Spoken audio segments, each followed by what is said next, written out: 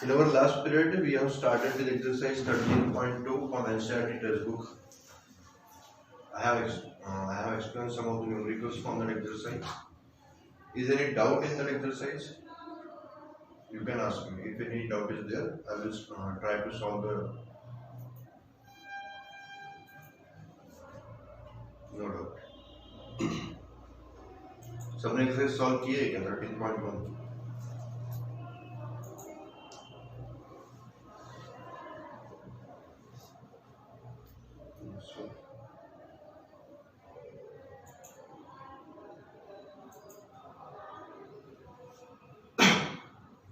जितना पोर्शन हमारा अभी 2-3 दिन में होगा उतना आपके एग्जाम के लिए आ सकता है ना, थोड़ा अच्छे से ध्यान देके आपको करना। ठीक है, फिर हम लोग मूव ऑन करते हैं एक्सरसाइज 13.2 के ऊपर। ठीक है, 13.1 में आपको किसी को कोई डाउट नहीं है। ठीक है, तो एक्सरसाइज आप घर पे कर सकते हो, फिर अगर कुछ बचा भी है उसमें से तो।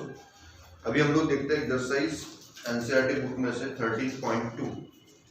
ठीक है, इसके अंदर भी सबसे पहले आपको दिया है assume pi is equal to 22/7। तो पाई की वैल्यू उसने पहले ही आपको गिवन में दी हुई है 22/7।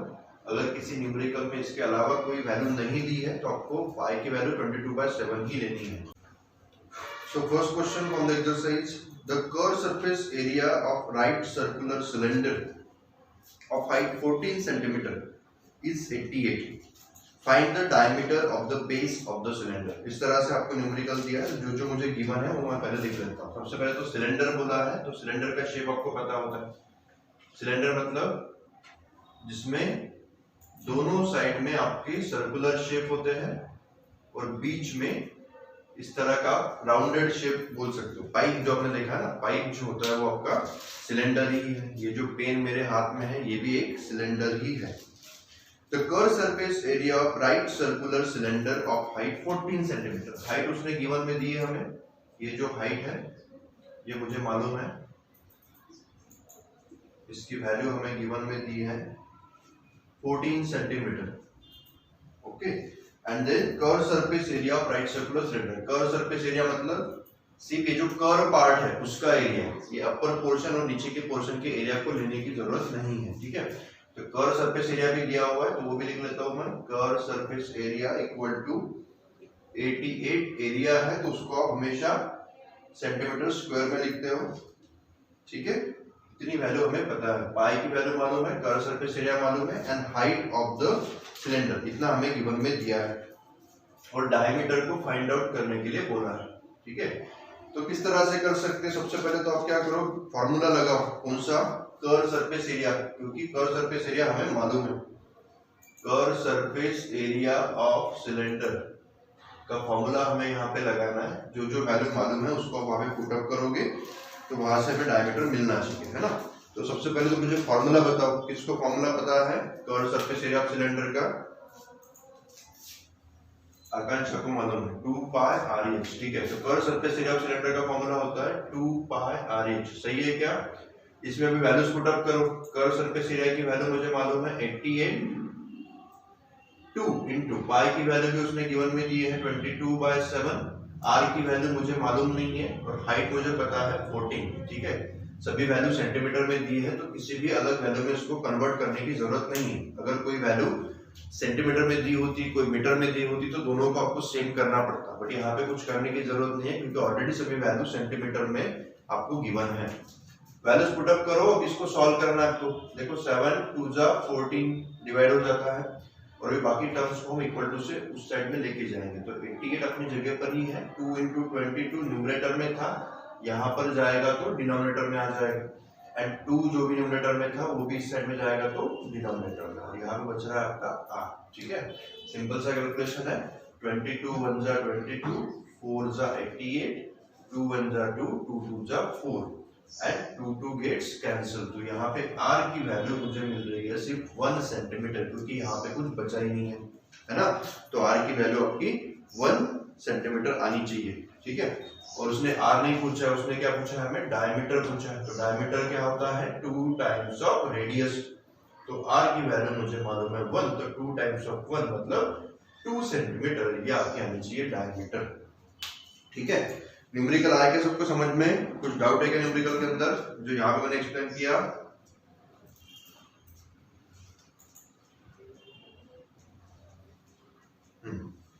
तो सभी का आंसर 2 सेंटीमीटर आ रहा है, सही है। 2 सेंटीमीटर की उसका आंसर आना चाहिए। जो वैल्यू हमने निकाली है वो डायमीटर है, मतलब लेंथ है, और लेंथ का यूनिट मैंने आपको पहले बताया था कि सेंटीमीटर मीटर जो भी है वही आपका यूनिट होता है, इसमें स्क्वायर लगाने की जरूरत नहीं है। जब भी अगर एरिया पूछे तो आप यहाँ पे सेंटीमीटर स्क्वायर लगाते हो, अगर यहाँ पे आपको कुछ वॉल्यूम पूछा जाए तो सेंटीमीटर का क्यूब आता है, बट जब भी लेंथ की बात करोगे हमेशा आपका यूनिट सेंटीमीटर या फिर मीटर ऐसे ही आना चाहिए, ठीक है। आई होप आपको ये न्यूमेरिकल समझ में आया है। ठीक है, न्यूमेरिकल और हम लोग इसमें से देखते हैं।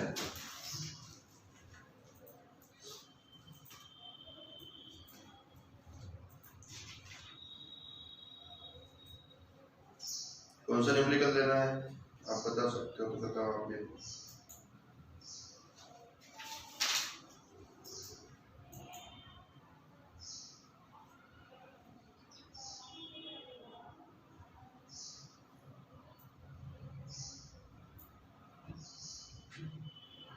लास्ट वाला ले लो, 11।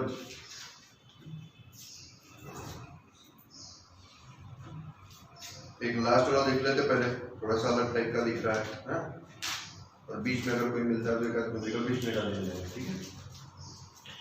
देखो लास्ट वाला न्यूमेरिकल में क्या बोला है, the student of Vidyalaya were asked to participate in a competition for making and decorating pen holders in the shape of cylinders. आपको पेन होल्डर्स बनाने हैं जो सिलेंड्रिकल शेप में है, with a base using cardboard, और उसको आप बनाओगे कार्डबोर्ड का यूज करके। Each pen holder was to be of radius 3 centimetre. सभी पेन होल्डर जो हम यहाँ पे बनाने वाले हैं वो 3 सेंटीमीटर उसका रेडियस है। जो जो गिवन है उसको पहले लिख लेता हूँ।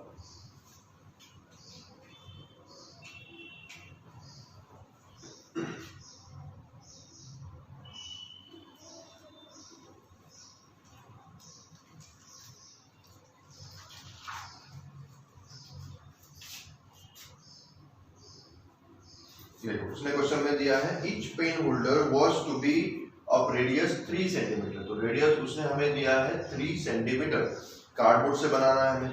हाइट दी है 10.5, ये भी सेंटीमीटर में दी है तो कोई कन्वर्जन की जरूरत नहीं है। द विद्यालय was to supply the competitors with the cardboard, तो सभी स्टूडेंट्स को कार्डबोर्ड जो है वो स्कूल की तरफ से दिए जाने वाले हैं। If there were 35 competitors, total number of competitors जो है, total number of competitors ये भी हमें गिवन में दी है 35। How much cardboard was required to be bought for the competition? तो competition के लिए आपको टोटल कितने कार्डबोर्ड की जरूरत होगी, ठीक है। तो आपको पता है कि अगर कार्डबोर्ड आपको बनाना, कार्डबोर्ड से अगर आपको कोई पेन होल्डर बनाना है तो पेन होल्डर किस तरह की शेप का होता है? देखो एक सर्कुलर, आप बोल सकते हो सिलेंड्रिकल शेप का कार्डबोर्ड होगा, सही है। इस तरह से सिलेंड्रिकल शेप का आपका पेन होल्डर होगा, बट ये पेन होल्डर के अंदर जब आप पेन रखोगे तो अपर पोर्शन में तो कुछ भी नहीं होगा ना, समझ में आ रहा है आपको? ये जो पेन होल्डर है इसके अंदर मैं ये पेन को अगर रखूं तो बेस में तो कुछ ना कुछ होगा, ये कर्व सरफेस भी होगा, बट अपर पोर्शन जो है वो ऊपर से ओपन रहेगा, उसके ऊपर कोई आपको ढक्कन लगाने की जरूरत नहीं है ना। मींस आपको जो एरिया निकालना पड़ेगा वो किसका निकालना पड़ेगा? Curve surface area and the base of the cylinder, है ना। ये दो एरिया अगर आप निकाल दोगे तो आपका एक आप बोल सकते हो पेन होल्डर के लिए आपका एरिया जो टोटल लगने वाला है वो निकल जाएगा, समझ में आया? तो वही मैं यहाँ पे करने वाला हूँ। Area of one pen holder, अभी मैं क्या निकालता हूँ, एक पेन होल्डर के लिए कितना एरिया लगेगा, इसको मैं पहले फाइंड आउट कर लेता हूँ। Area of one pen holder क्या आना चाहिए? Curve surface area of cylinder आना चाहिए, सही है। एंड देन प्लस में क्या आएगा? एरिया ऑफ बेस आना चाहिए, क्योंकि नीचे भी हमें आपको कुछ ना कुछ लगाना पड़ेगा ताकि पेन को होल्ड करके रख सके। तो सबसे पहले फॉर्मूला बताओ curve surface area of cylinder का, किसको पता है? Curve surface area of cylinder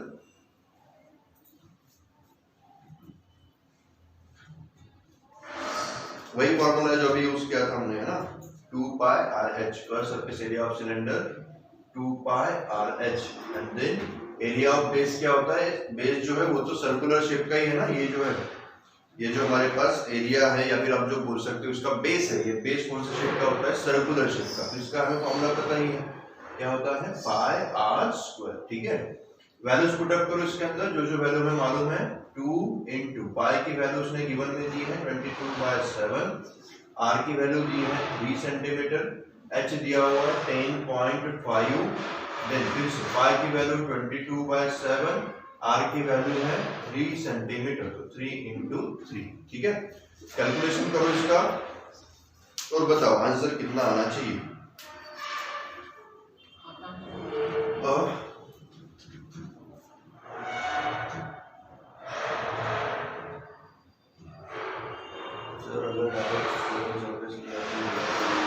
direct total surface area लोगे तो नहीं होगा ना, क्योंकि टोटल सरफेस एरिया के अंदर क्या क्या आएगा, कर्व सरफेस एरिया आएगा, बेस का भी एरिया आएगा और टॉप का भी एरिया आएगा। बट आपको सिर्फ क्या चाहिए, curve surface area and base का एरिया, क्योंकि टॉप का एरिया लेने की जरूरत नहीं है, क्योंकि अगर टॉप में भी अगर आप उस सिलेंडर को पूरा पैक कर दोगे तो ये ऊपर से पेन हम उसके अंदर डाल नहीं पाएंगे ना, तो उस पेन होल्डर का क्या यूज रहा फिर, आया समझ में। तो आपको जो पेन होल्डर बनाना है वो पेन होल्डर इस तरह का होना चाहिए कि जो अपर पोर्शन से ओपन रहे, तभी आप उसके अंदर पेन को रख सकते हो, आया समझ में। ठीक है, करो इसको सॉल्व, कितना आंसर आता है।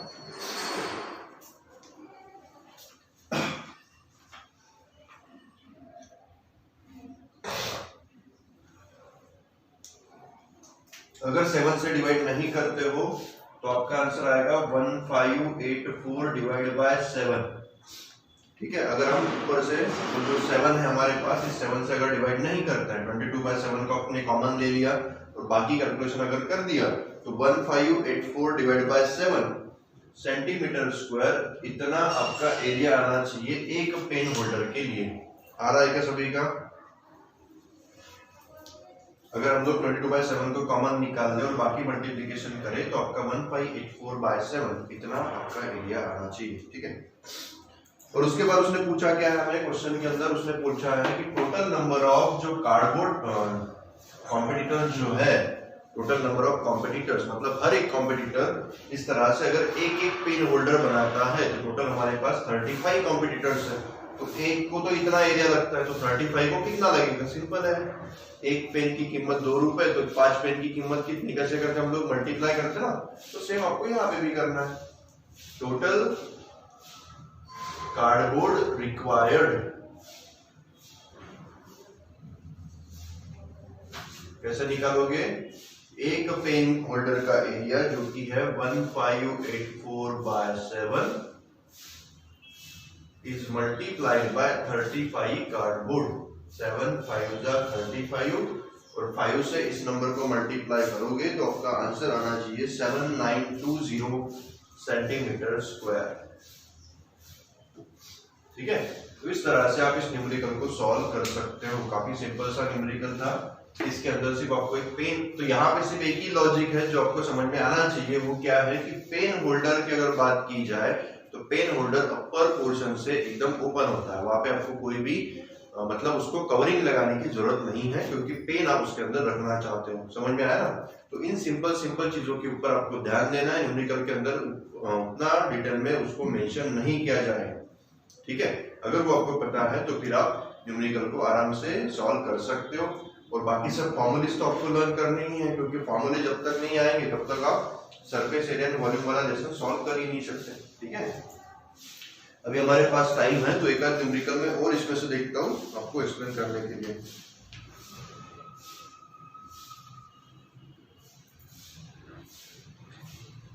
एक पाइप वाला ले लेते हैं ना, पाइप वाला एक आध न्यूमेरिकल ले लेता हूँ मैं।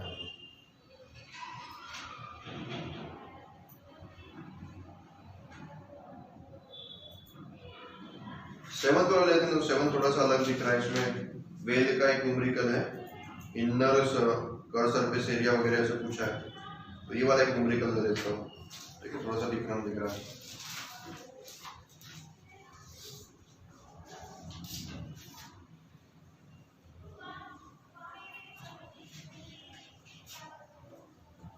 आपको नोट डाउन वगैरह अगर करना रहा कोई भी न्यूमेरिकल तो उतने देर टाइम के लिए थोड़ा सा उसको पॉज कर लेना वीडियो को, उसका आप एक स्क्रीनशॉट लेके भी रख सकते हो, बाद में भी उसको राइट डाउन आप कर सकते हो, है ना। अभी हम लोग देखते हैं क्वेश्चन नंबर 7, थोड़ा सा डिफरेंट लग रहा है, वेल का न्यूमेरिकल है तो लैंग्वेज थोड़ी समझने के लिए आपको डिफिकल्ट हो सकती है, इसको मैं थोड़ा एक्सप्लेन कर देता हूँ। 7 न्यूमेरिकल में क्या बोला है, the inner diameter of a circular well, तो हमारे पास एक सर्कुलर शेप की वेल है, अभी उसने सर्कुलर शेप बोला है, तो वेल तो आपको पता ही है ना, वो तो सर्कुलर शेप की ही होती है, बट एक्चुअल में वो क्या है, एक सिलेंडर है ना। जो हमने सिलेंडर मैंने आपको समझाया वो सिलेंडर का ही तो शेप है, क्योंकि ऊपर पोर्शन में एक सर्कल होगा, नीचे के पोर्शन में भी एक सर्कल होगा, बट एक्चुअल में ये क्या है, एक सिलेंडर है ना। तो जो जो इंफॉर्मेशन दी है उसको मैं देखता हूँ यहाँ पे। तो curve surface area of right circular cylinder of height 14 centimetre, तो हाइट उसने फिर से हमें गिवन में दिया है यहाँ पर 14 सेंटीमीटर की हाइट है, हाइट मतलब की लेंथ होती है हमारी, है ना। Is 88 centimetre square, curve surface area भी उसने ऑलरेडी हमें गिवन में दिया है, curve surface area is equal to 88 centimetre square, area है तो एरिया का यूनिट हमेशा सेंटीमीटर स्क्वायर आएगा। फाइंड नहीं, ये तो मैं फर्स्ट क्वेश्चन बता रहा हूँ, ठीक है। Inner diameter of circular well is 3.5, ये फर्स्ट नंबर के लिए बता रहा था। देखो 7 में क्या बोला है, the inner diameter of circular well is 3.5, तो डायमीटर की वैल्यू उसने दी है हमें 3.5 metre, then it is 10 metre deep, मतलब हाइट जो है वो उसने हमें दी है 10 मीटर। जब भी डीप बोला जाए तो उसका भी मतलब यही होता है, डीप मतलब क्या है, ऊपर से लेके तो नीचे तक का लेंथ ही है ना, और लेंथ बोल सकते हो, इसको हाइट बोल सकते हो, तो हम लोग हाइट से इसको डिनोट करते हैं, इसलिए मैंने हाइट में लिखा है 10 मीटर। डायमीटर तो उसने हमें ऑलरेडी गिवन में दिया हुआ है 3.5 मीटर। क्या क्या पूछा है वो भी लिख लेता हूं मैं। सबसे पहले उसने पूछा है इनर कर्व सरफेस एरिया, तो ये इनर वर्ड का कोई आपका ज्यादा मीनिंग नहीं है, तो इनर है आउटर है उसको ज्यादा आपको फोकस करने की जरूरत नहीं है, आपको सिंपली कर्व सरफेस एरिया ही निकालना है उसका। एंड देन सेकंड चीज उसने क्या पूछी है, the cost of plastering the curve surface at the rate of 40 पर मीटर स्क्वायर, 40 पर मीटर स्क्वायर के रेट से कितना कॉस्ट आना चाहिए वो आपको उसने पूछा है, ठीक है। तो इसको हमें यहाँ पर निकालना पड़ेगा।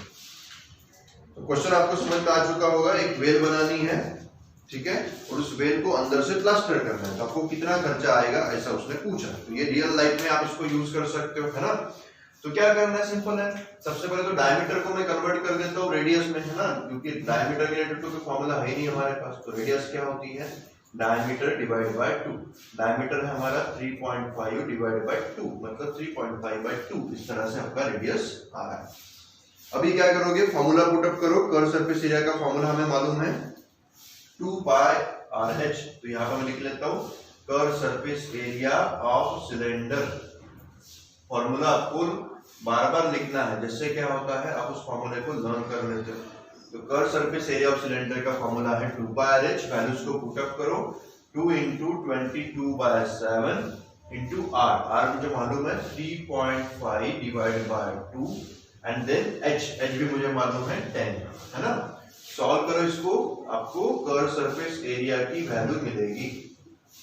कैसे करोगे, देखो 3.5 से डबल होता है 7, पता है सभी को, 3.5 का डबल कितना होता है 7। तो मैं यहाँ पे इसको ऐसे कर सकता हूँ क्या, 3.5 1 जा 3.5, 3.5 2 जा 7, सिंपल है ना, क्योंकि 3.5 के डबल 7 होता है।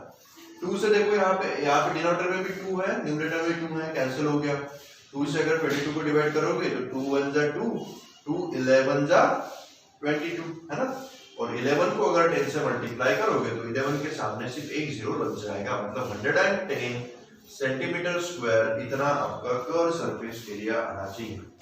आएगा सभी का, curve surface area of cylinder 110 centimetre में नहीं, ये मीटर में हमें सभी वैल्यूज दी हैं, तो इसका यूनिट आएगा मीटर स्क्वायर, 110 मीटर स्क्वायर, ठीक है। ये तो हमारा क्या निकला है, एरिया निकला, और उसने क्या बोला है, इसको आपको सिर्फ एरिया निकालना नहीं है, उसको प्लास्टर भी करना है। प्लास्टर करने वाला जो हमारे पास हम लोग जिसको भी बुलाएंगे वो तो पैसे लेगा ना, तो कॉस्टिंग क्या लगाता है, वो लगाता है 40 रुपीज पर मीटर स्क्वायर के हिसाब से कॉस्ट लगाता है। कितना, 40 रुपीज पर मीटर स्क्वायर, है ना।